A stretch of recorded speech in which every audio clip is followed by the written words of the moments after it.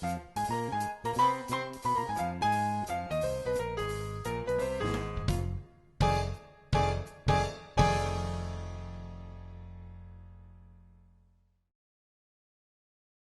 next three programs are about continuing education after you are released.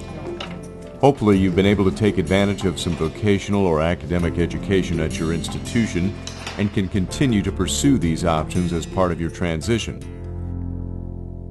The help really starts while they're incarcerated, and there are a lot of things that are exposed to them during their incarceration.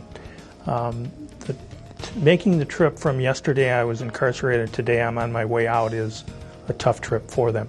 Most of them do not come to that realization until it's almost time to go home.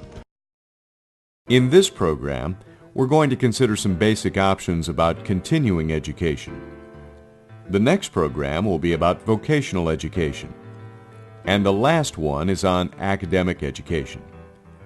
All three of these programs contain important information that you should become familiar with before you are released. When we say continuing education, that covers a lot of options and choices to consider. For example, there are trade schools, community colleges, online education, four-year universities, vocational programs, and so on. So let's start off by dividing your choices into two main categories, vocational and academic. Vocational education basically means being trained specifically how to do one job or a group of related jobs.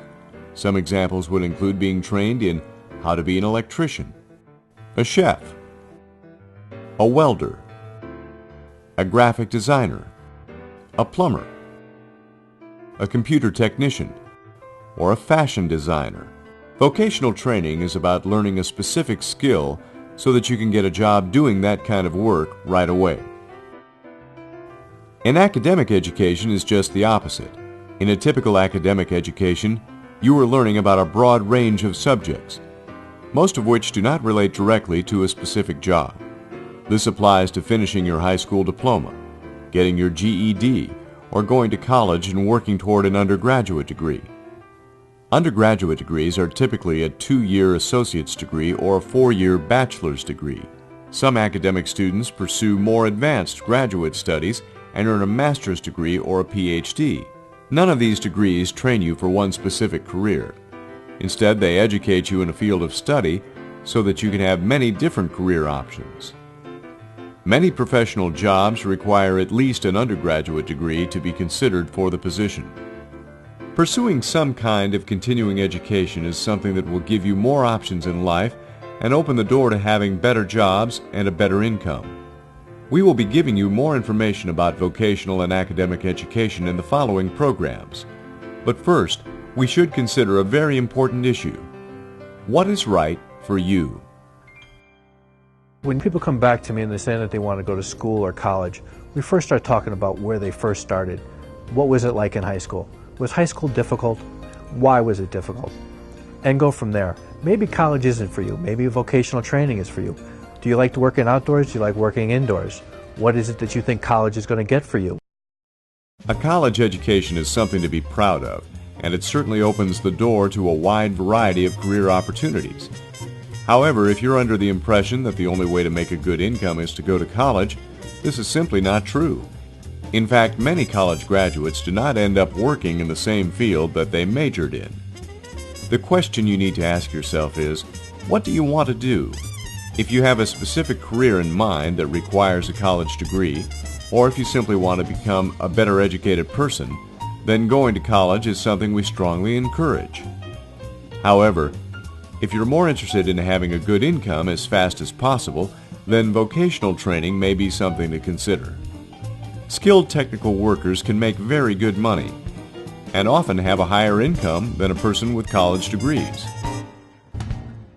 Well, if you're looking into this industry, it's one of the highest paying industries for non-high school or college graduates.